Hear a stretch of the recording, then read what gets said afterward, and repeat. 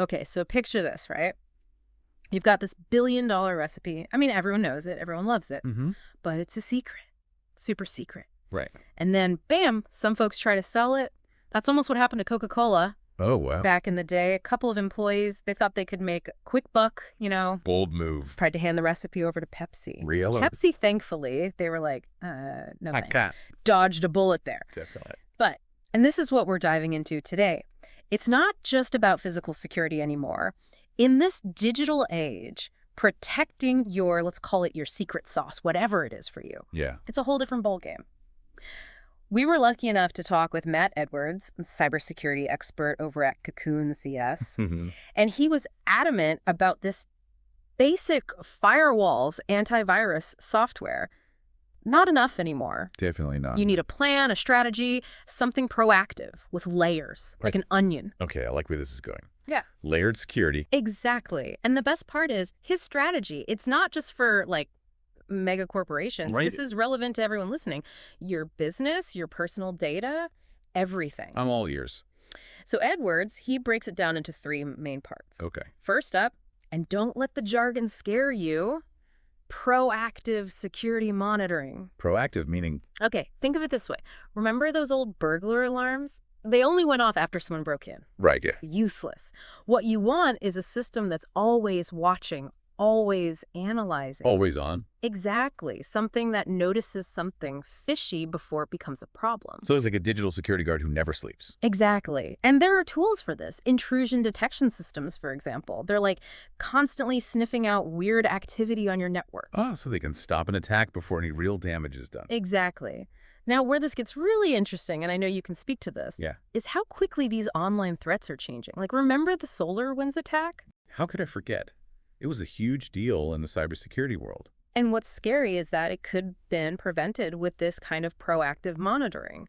Imagine if those companies had those intrusion detection systems in place, or even, security information and event management systems. They could have caught those red flags so much earlier. Exactly.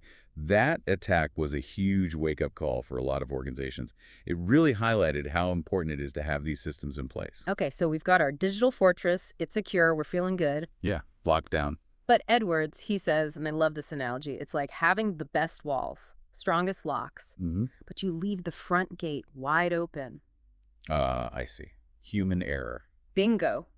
Awareness training. And I'm not just talking about telling your grandma to avoid those suspicious emails, though that's important too. Of course, we've all been there. But it's about truly understanding how to protect your data, your information.